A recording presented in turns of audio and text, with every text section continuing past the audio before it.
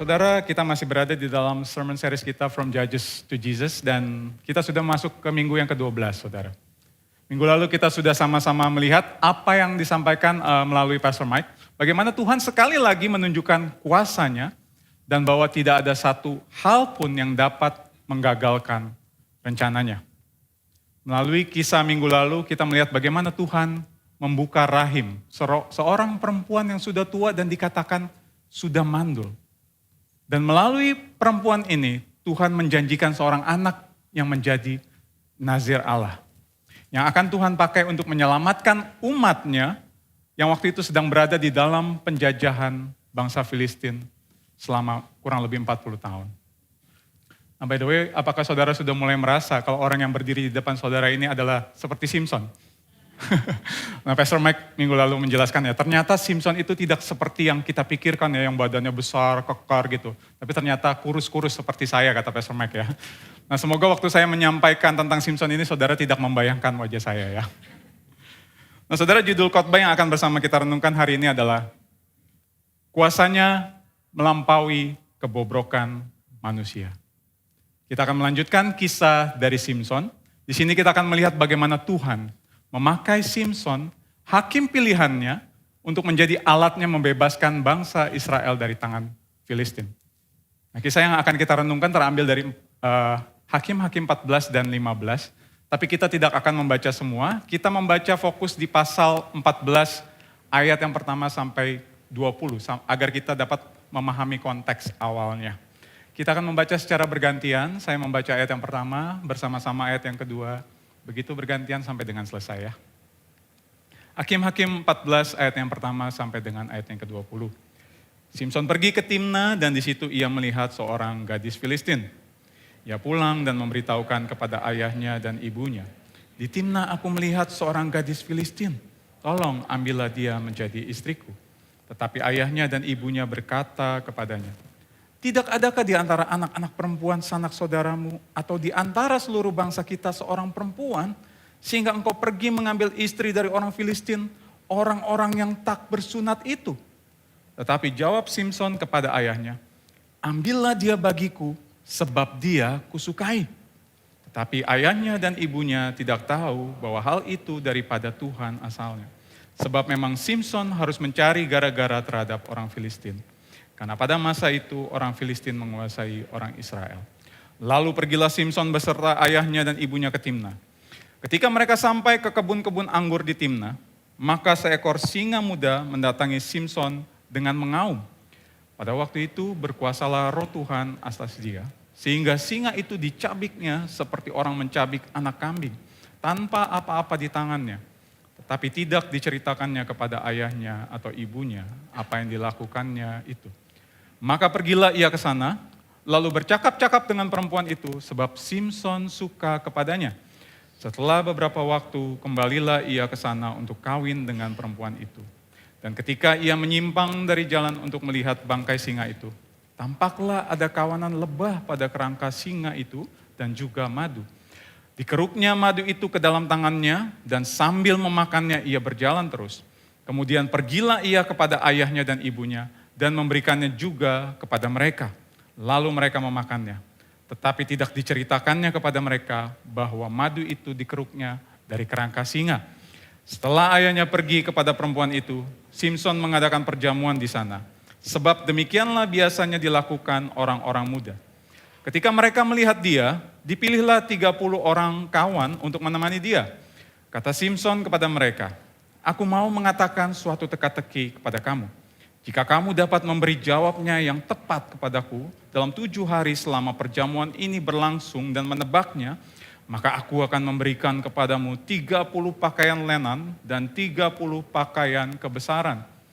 Tetapi jika kamu tidak dapat memberi jawabnya kepadaku, maka kamulah yang harus memberikan 30 pakaian dalam dan 30 pakaian kebesaran kepadaku. Kata mereka kepadanya, katakanlah teka-tekimu itu supaya kami dengar. Lalu katanya kepada mereka, dari yang makan keluar makanan, dari yang kuat keluar manisan. Ada 3 hari lamanya mereka tidak dapat memberi jawab teka-teki itu. Pada hari ke-7 berkatalah mereka kepada istri Simpson, bujuklah suamimu supaya diberitahukannya kepada kami jawab teka-teki itu. Kalau tidak, kami akan membakar engkau beserta seisi rumah ayahmu. Apakah engkau mengundang kami untuk membuat kami menjadi miskin? Tidak bukan?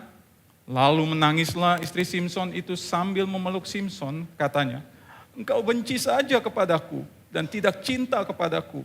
Suatu teka-teki kau katakan kepada orang-orang sebangsaku, tetapi jawabnya tidak kau beritahukan kepadaku. Sautnya kepadanya, sedang kepada ayahku dan ibuku tidak kuberitahukan, masakan kepada engkau akan kuberitahukan. Tetapi istrinya itu menangis di sampingnya selama ke7 hari mereka mengadakan perjamuan itu. Pada hari yang ke7 diberitahukan nyala kepadanya, karena ia merengek-rengek kepadanya. Kemudian perempuan itu memberitahukan jawab teka-teki itu kepada orang-orang sebangsanya. Lalu pada hari yang ke7 itu, sebelum matahari terbenam, berkatalah orang-orang kota itu kepadanya, apakah yang lebih manis daripada madu? Apakah yang lebih kuat daripada singa?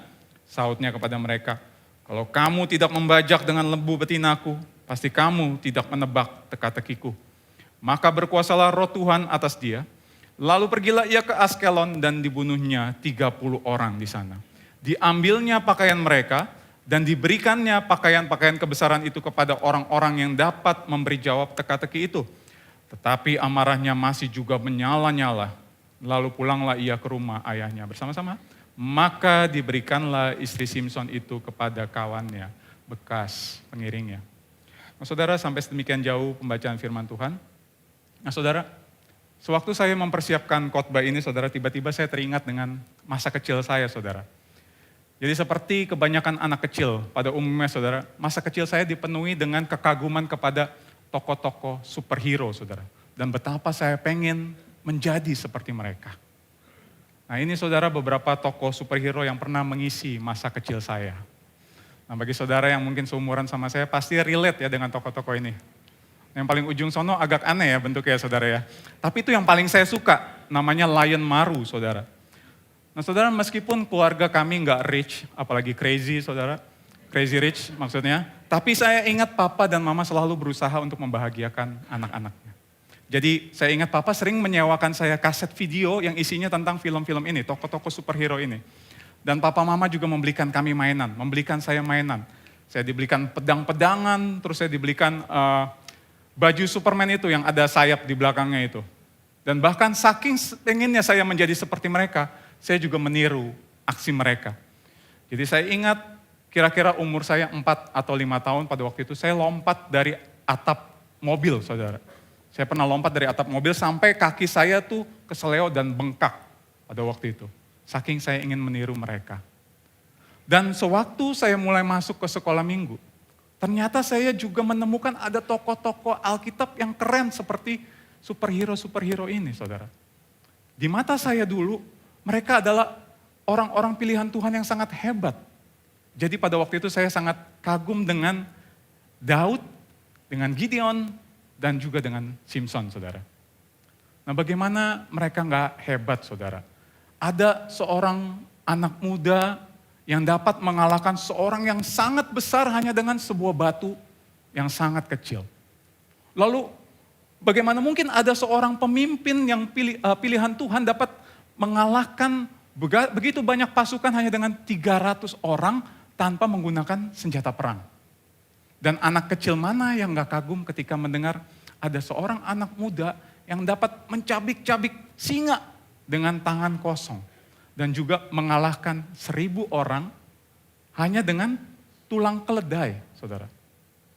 Nah tetapi saudara ketika saya semakin dewasa, saya mulai membaca kisah-kisah mereka di dalam Alkitab. Dan saya menemukan bahwa sebenarnya mereka bukan hanya superhero biasa, tapi mereka juga manusia biasa. Sama seperti kita. Yaitu orang-orang berdosa yang bertindak dengan keinginan dan kepentingan diri sendiri. Dan kali ini kita akan melihat khusus di dalam diri Simson, saudara.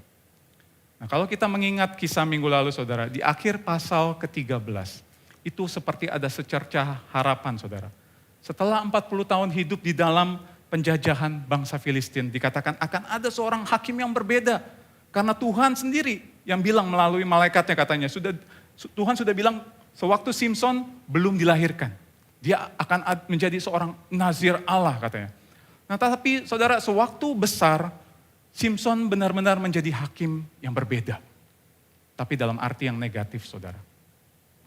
Nah di dalam ayat yang kita baca tadi saudara, kita melihat Simson, seorang hakim pilihan Tuhan. Seorang yang dikatakan nazir Allah. Namun di hampir seluruh hidupnya, yang Simson lakukan justru sangat berbanding terbalik dengan statusnya sebagai seorang hakim atau nazir Allah. Simson adalah seorang hakim, tapi tindakannya lebih terlihat seperti seorang penjahat. Simson adalah seorang nazir Allah, tapi ia bertindak atas dasar kehendaknya dan nafsunya sendiri. Namun meskipun apa yang Simson lakukan adalah untuk dirinya sendiri dan bukan untuk Tuhan, Tuhan tetap memakai kebobrokan Simson untuk menggenapi rencananya yang sempurna. Hal ini mengingatkan kepada setiap kita bahwa sekalipun manusia gagal melakukan kehendaknya, tetapi kehendaknya tidak akan pernah gagal. Tidak ada satu hal pun yang dapat menggagalkan kehendaknya yang sempurna itu, termasuk dosa dan kebobrokan manusia. Bahkan Tuhan tetap memakai itu semua untuk menggenapi rencananya yang sempurna. Nah saudara, pada bagian yang pertama kita melihat kebobrokan dari Simson. Yaitu bagaimana Simson, sekali lagi seorang yang dipilih Tuhan, seorang nazir Allah, namun bertindak atas dasar instingnya sendiri. Apa yang ia pikir benar, apa yang ia rasa benar, itulah yang ia lakukan. Nah kalau kita melihat kembali di ayat 1 sampai 3, dikatakan Simson pada waktu itu mungkin sudah cukup dewasa saudara. Dan dikatakan di ayat itu, Simson sedang berada di Timna pada waktu itu dan dia melihat seorang bidadari saudara. Nah, dan singkat cerita dia pulang ke rumahnya dan dia langsung minta sama orang tuanya untuk mengambil perempuan itu menjadi istrinya. Namun masalahnya, Simson menyukai perempuan yang salah. Karena perempuan itu dikatakan bukan orang Israel tapi orang Filistin yang adalah musuh utama Israel pada waktu itu. Nah, tentang hal itu Tuhan sudah mengingatkan bangsa Israel untuk tidak menikah dengan bangsa di luar Israel. Karena mereka akan menarik bangsa Israel untuk meninggalkan Tuhan dan akan menyembah dewa-dewa mereka. Nah, orang tua Simson tentu ingat dengan pesan Tuhan. Kalau Simson akan dipakai untuk membebaskan Israel dari Filistin. Makanya sampai orang tuanya bilang, emang gak ada perempuan lain dari bangsa kita yang bisa dinikahi. Sehingga kamu memilih perempuan Filistin itu. Bangsa Filistin yang tidak bersunat itu. Dan saya cukup yakin kalau orang tua Simson juga sudah mengingatkan Simson akan siapa dia dan apa janji Tuhan buat dia. Nah saudara, bayangkan perasaan orang tua Simson.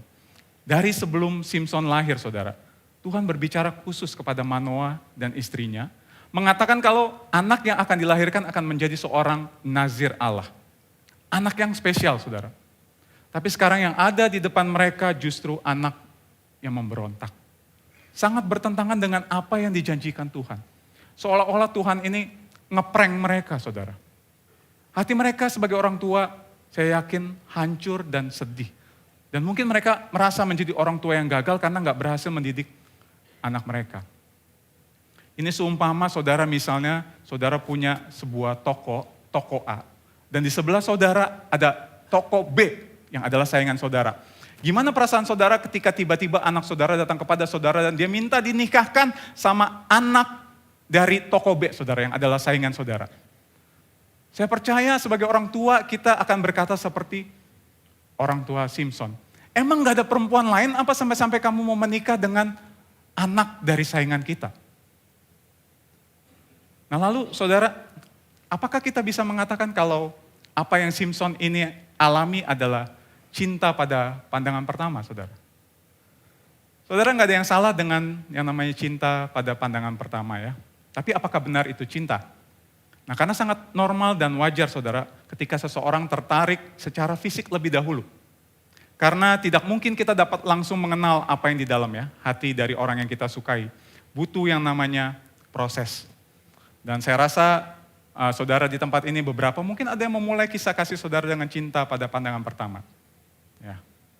Nah saya dan istri saya juga memulai kisah kasih kami dengan cinta pada pandangan pertama saudara. Jadi pada waktu itu Yulia ngelihat saya dan dia tergila-gila sama saya, saudara. Saudara tertawanya melecehkan saya sepertinya ya. Tapi benar saudara, itu hoax saudara. Kalau istri saya ada di sini saya akan dikasih SP sama dia. Jadi hoax itu. Jadi saya yang jatuh cinta sama dia pada pandangan pertama.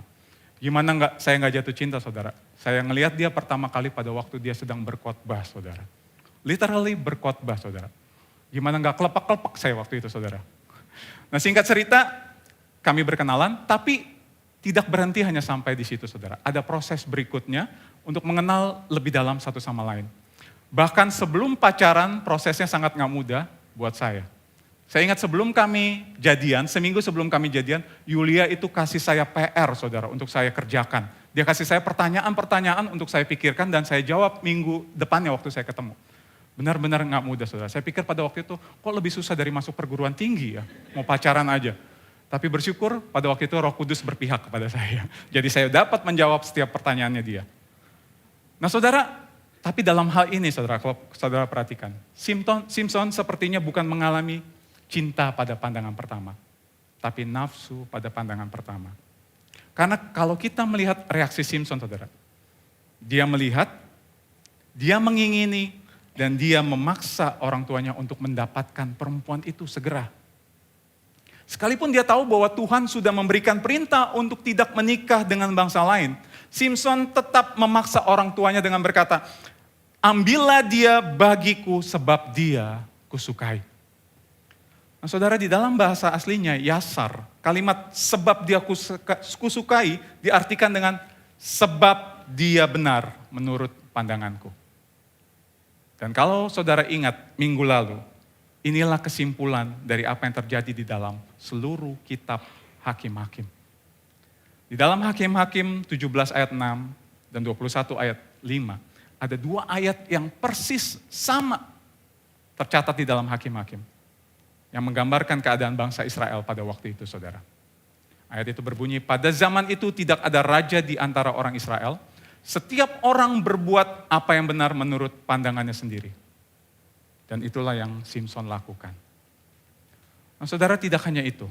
Pada bagian berikut yang kita baca, kita melihat Simpson yang suka bertindak dengan insting dan pemikirannya dia sendiri.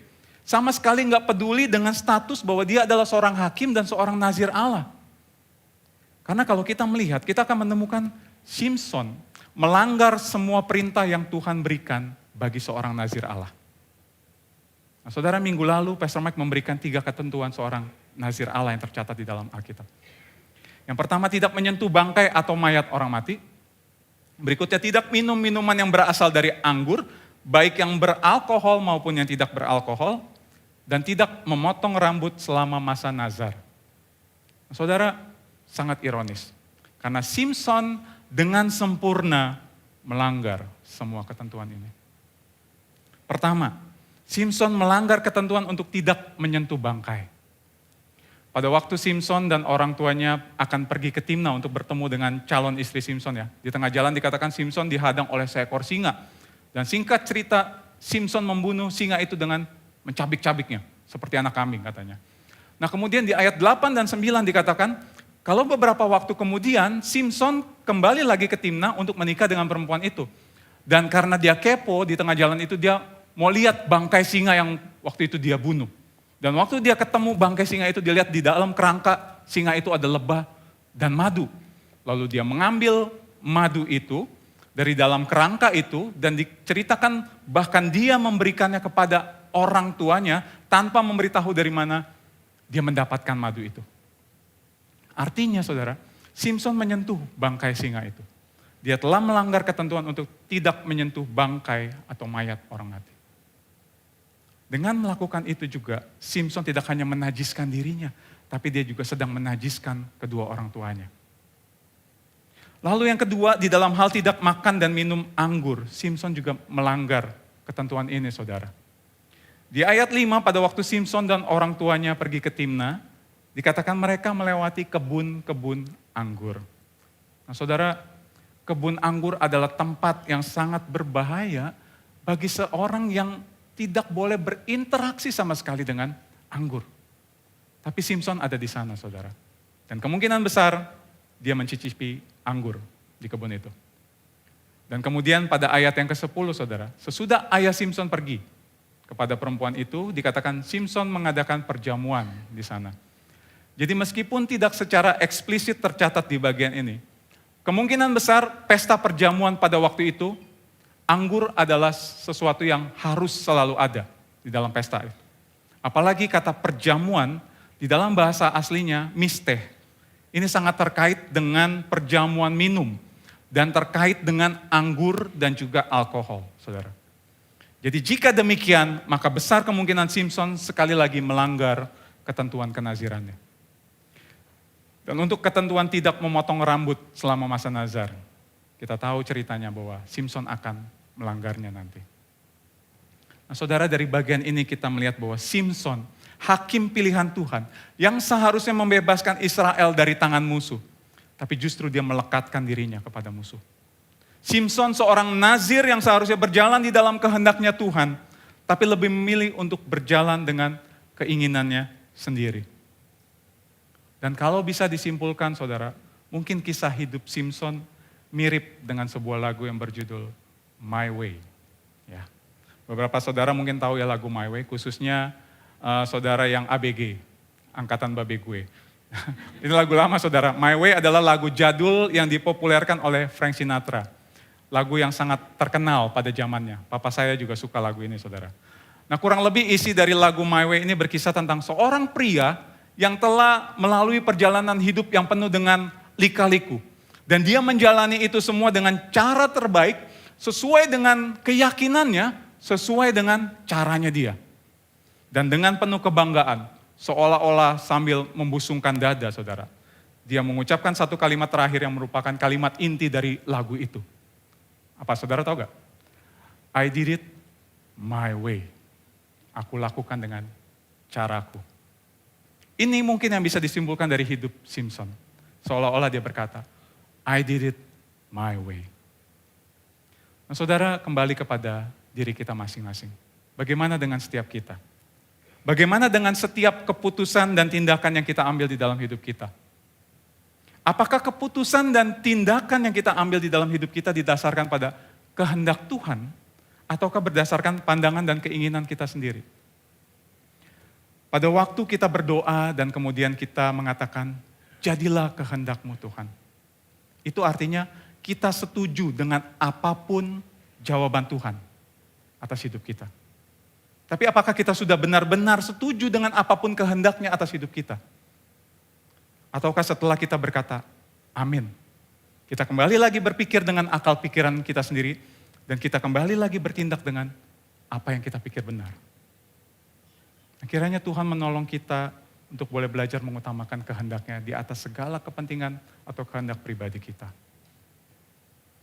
Nah saudara, walaupun kadangkala kita tergoda untuk lebih mengikuti keinginan pribadi kita, tapi Tuhan tetap berkarya di balik setiap tindakan kita, saudara. Di bagian berikutnya dari kisah Simson kita melihat tangan Tuhan yang terus bekerja. Bahkan sekalipun tindakan Simson tampaknya jauh dari sempurna dan lebih didorong oleh motivasi pribadi, Tuhan tetap bekerja melaluinya. Saudara, melanjutkan kisah yang kita baca tadi ya. Pada waktu perjamuan pesta, Simson memberikan teka-teki kepada 30 orang yang menemaninya. Dan 30 orang itu tidak bisa menjawabnya. Nah setelah beberapa hari mereka mengancam istri Simson. Dan singkat cerita Simson akhirnya membocorkan jawaban itu ke istrinya. Karena istrinya dikatakan merengek-rengek, menangis-nangis kepada dia. Dan setelah diberitahu kepada istrinya, istrinya memberitahu kepada 30 orang itu. Dan 30 orang itu dapat menjawab teka-teki Simson. Nah maka saudara, di ayat 19 dan 20 dikatakan begini. Simson pergi ke Askelon dan dia membunuh 30 orang Filistin di sana. Simson mengambil pakaian mereka dan memberikan kepada 30 orang yang menemaninya itu. Dan kemudian Simson pulang ke rumah papanya dengan marah dan panas hati. Dan dia meninggalkan istrinya. Sehingga istrinya pada waktu itu diberikan kepada orang lain, saudara. Namun itu baru permulaan, saudara. Karena peperangan Simson berikutnya terjadi di pasal 15. Tapi kita tidak membacanya, saudara dapat membaca di rumah.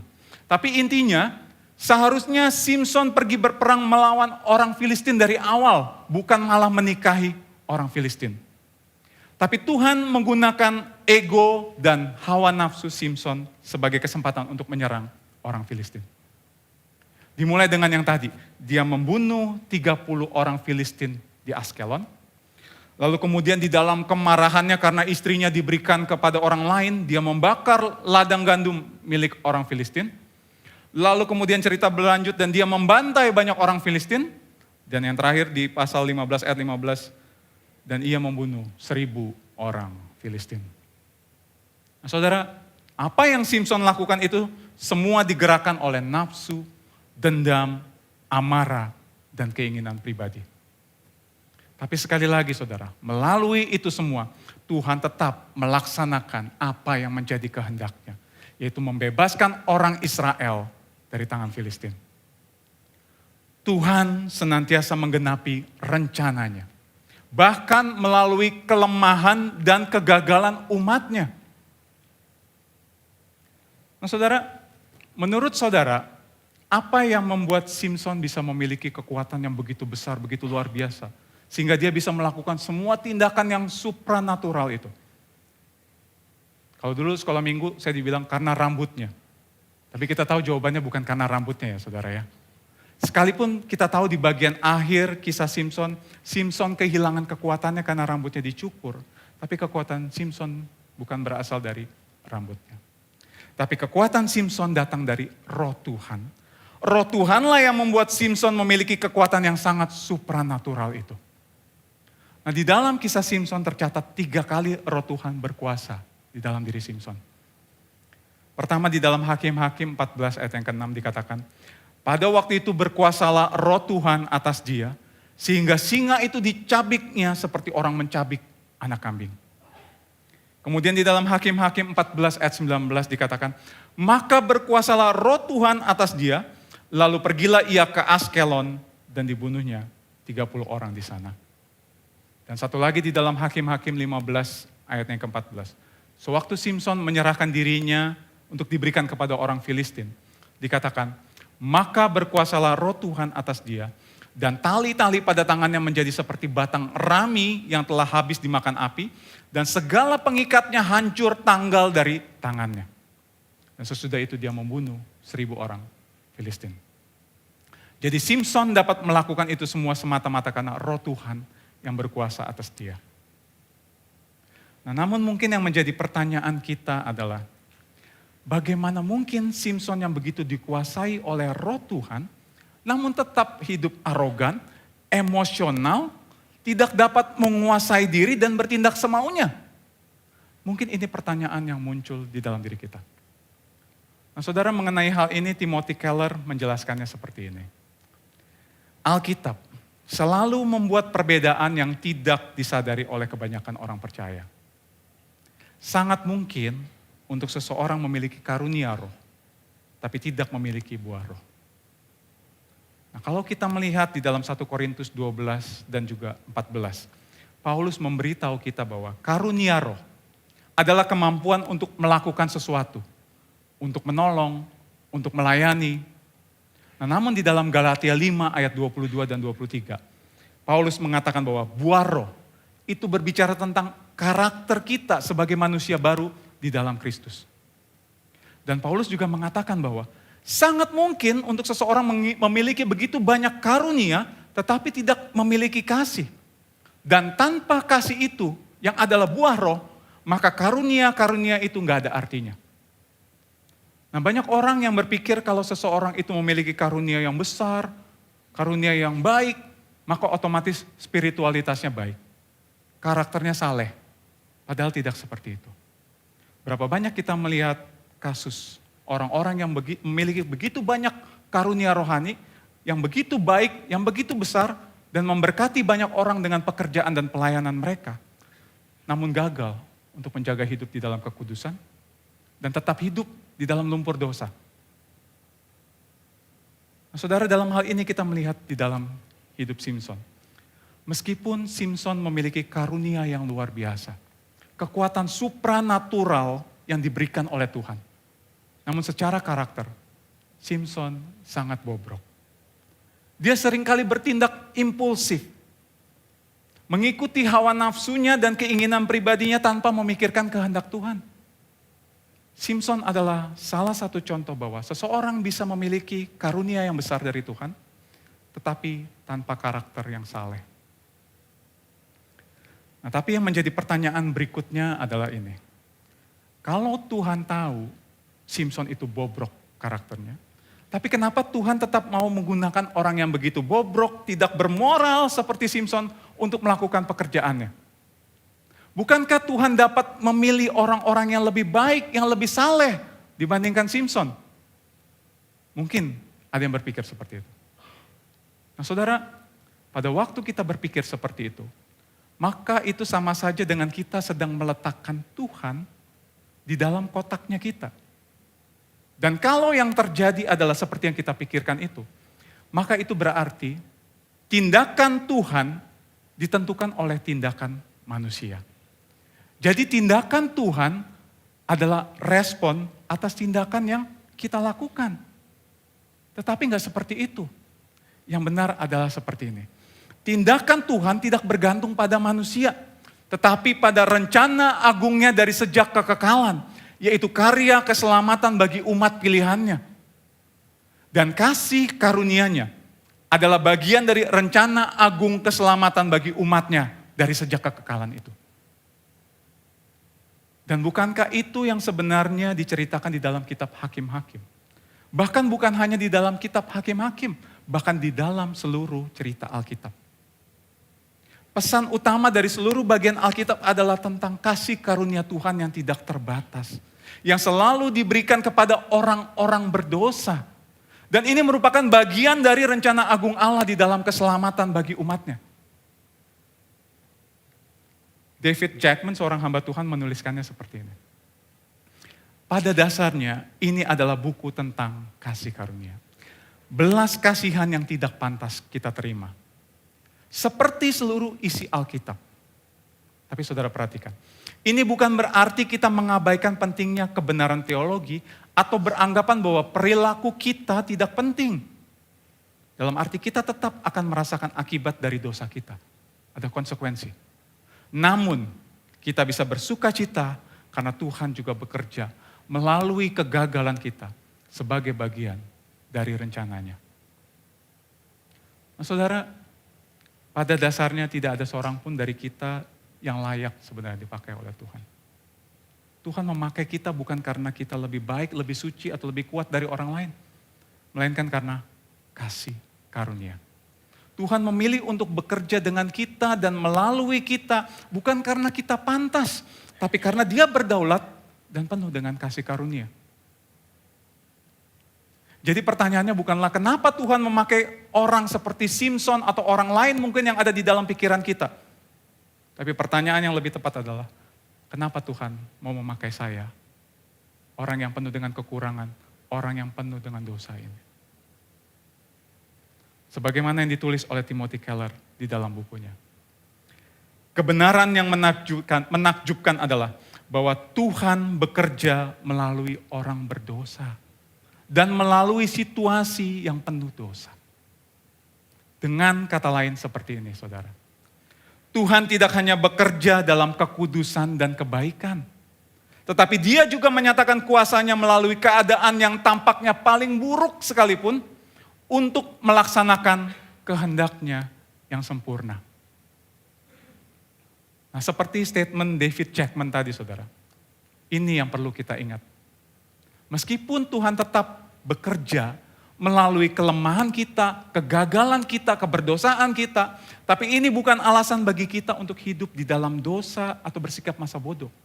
Dan bersikap fatalis. Bukan. Kita tetap harus menyadari bahwa dosa membawa konsekuensi nyata di dalam hidup kita.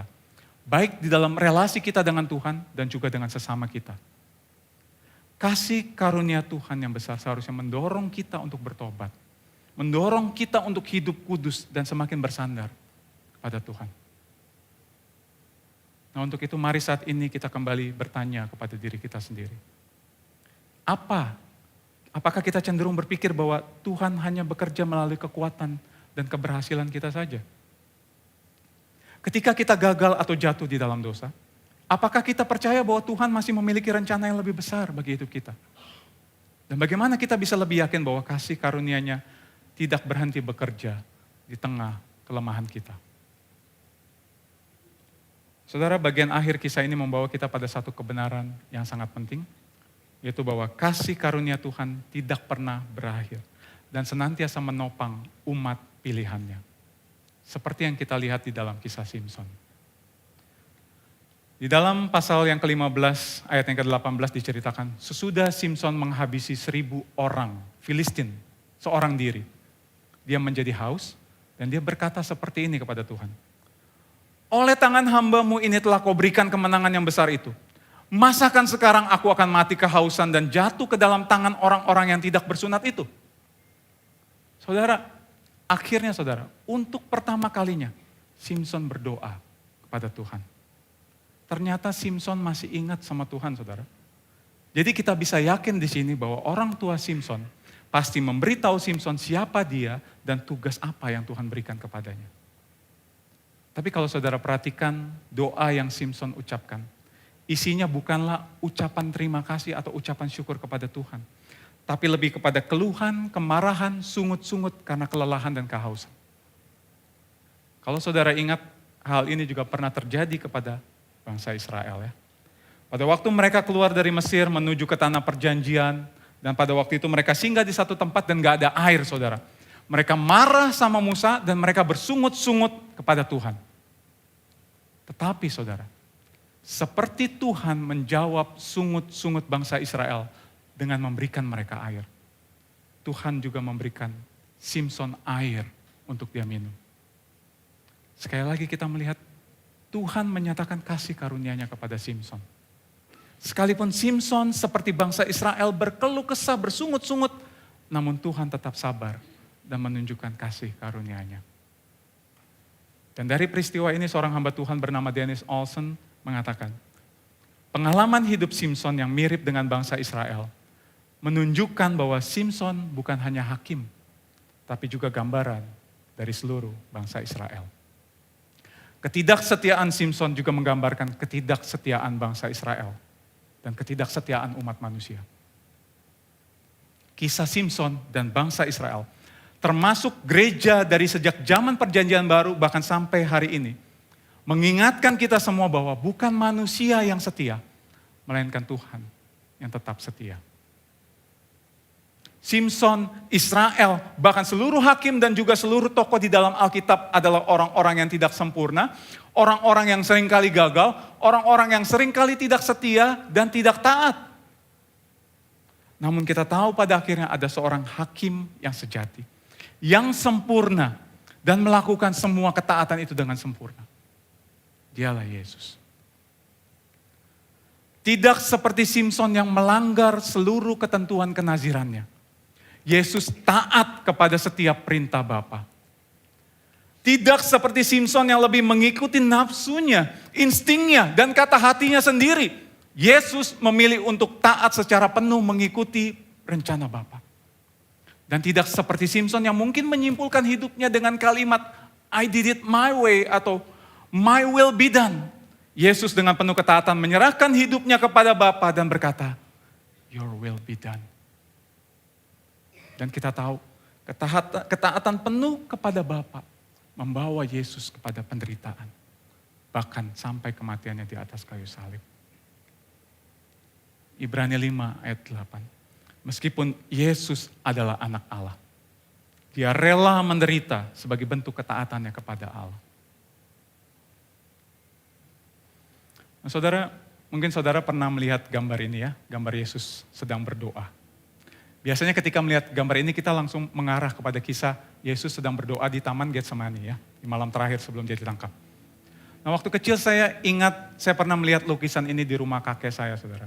Mungkin tidak sama persis, tapi sejauh yang saya ingat, Yesus sedang berdoa kepada Bapa sambil melihat ke atas. Dan Bapa seperti merespon Yesus dengan sinar kasihnya. Dan terlihat sangat damai.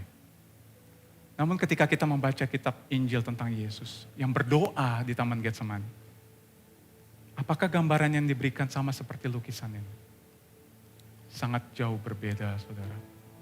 Di Di dalam Injil kita mendapati kenyataan tentang Yesus yang begitu tertekan, begitu gentar, begitu takut. Bahkan Yesus sendiri mengatakan seperti mau mati rasanya. Karena dia tahu kalau sebentar lagi dia harus menghadapi hal yang sangat menyakitkan. Yaitu keterpisahan dengan Bapa. Saudara, penderitaan yang Yesus alami tidak dimulai ketika Yesus mengalami kesakitan fisik saja. Tapi penderitaan Yesus itu sudah dimulai ketika dia berada di Taman Getsemani. Yesus mengatakan bahwa dia sangat menderita karena Yesus sebelumnya berada di dalam relasi yang sangat erat dengan Bapa. Dan dia akan kehilangan relasi itu karena sebentar lagi dia harus menanggung cawan murka Allah yang seharusnya kita yang menanggungnya. Jonathan Edwards di dalam khotbahnya yang berjudul Christ's Agony, dia memberikan penggambaran mengenai apa yang terjadi di Taman Getsemani. Saudara. Dia memberikan gambaran Allah Bapa seolah-olah menghidangkan cawan itu di depan Yesus. Dan dia mengizinkan Yesus untuk mencium dan mencicipi sedikit cawan itu. Untuk Yesus merasakannya. Lalu Allah Bapa berkata kepada Yesus, ini cawan yang harus kamu minum. Kamu lihat murid-muridmu yang sedang tertidur itu. Kalau mereka ingin diselamatkan, enggak ada jalan lain. Pilihannya hanya kamu atau mereka yang mati. Apakah kasihmu kepada mereka dan kepadaku begitu besar, sehingga kamu mau mengambil cawan ini dan meminumnya? Dan kita tahu jawaban Yesus. Your will be done. Your will be done. Kehendakmu yang jadi. Kesedihan dan penderitaan yang dialami Yesus begitu besar. Tapi kasihnya kepada Bapa dan kepada kita jauh lebih besar dari segala penderitaan yang dia alami. Sehingga dengan rela dan taat, dia mengambil cawan itu dan dia meminumnya. Yesus dengan rela meminum cawan murka Allah yang seharusnya ditimpakan kepada kita, orang-orang berdosa ini. Dia yang tidak mengenal dosa telah dibuatnya menjadi dosa, supaya di dalam dia kita dibenarkan oleh Allah. Di atas salib itu, sang hakim sejati, dia diperlakukan layaknya seorang penjahat. Dia yang seharusnya menghakimi, tapi dia justru dihakimi atas kesalahan yang gak pernah dia lakukan. Di atas salib itu, dia yang tidak bersalah justru harus menanggung cawan murka Allah. Dan di atas salib itu, dia yang seharusnya memerintah dengan keadilan, tapi justru harus menerima hukuman. Namun kita tahu bahwa melalui salib itu, kita yang seharusnya dihukum, kita yang seharusnya binasa, kita yang bersalah, tapi justru kita dibebaskan, kita menerima kasih karunia, dan kita kini dibenarkan. Inilah kasih terbesar yang pernah ada. Bahwa di tengah kegagalan dan ketidaksetiaan kita, sewaktu kita masih menjadi musuh Allah, Yesus mati menanggung hukuman yang seharusnya kita terima. Melalui pengorbanannya, kita tidak hanya dibebaskan dari dosa, tapi kita juga dibenarkan di hadapan Allah. Lalu bagaimana kita meresponi akan kebenaran ini di dalam hidup kita? Apakah kita akan tetap hidup berkubang di dalam lumpur dosa? Apakah kita akan tetap berkata, my will be done. I did it my way. Saudara, setiap kebobrokan dan keberdosaan kita ada konsekuensinya. Kalau kita bisa bebas dari hukuman, itu bukan karena keselamatan itu gratis, saudara. Tapi itu karena sudah ada yang membayarnya hingga lunas.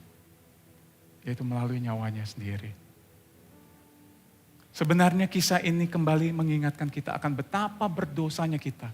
Dan akan betapa besar kasih Allah bagi kita. Ketika kita menyadari betapa besarnya dosa kita. Dan betapa mahalnya harga yang harus Yesus bayar bagi kita. Maka seharusnya di situ kita bisa mengucap syukur. Dan kita terus hidup, menghidupi anugerahnya di dalam hidup kita. Nah untuk itu, mari sekali lagi kita bertanya kepada diri kita. Yesus telah menebus dosa dan kegagalan kita. Tetapi bagaimana kita merespon akan kasih karunia-Nya? Apakah kita menggunakan kasih karunia-Nya sebagai alasan untuk terus hidup di dalam dosa? Atau sebagai kekuatan untuk berubah dan berjuang untuk hidup lebih kudus. Menghidupi anugerahnya. Kita tidak hanya menerima anugerahnya, tapi kita menghidupi anugerahnya. Saudara, kita perlu bertobat seandainya kita masih menganggap murah akan kasih karunia-Nya bagi kita. Kalau kita masih hidup seolah-olah pengorbanannya di atas kayu salib itu nggak ada artinya bagi kita. Kita perlu bertobat. Kiranya Tuhan menolong kita untuk dapat meresponi akan kasih karunia-Nya dengan berbalik meninggalkan dosa kita dan dengan hidup setia dan taat pada Dia. Amin.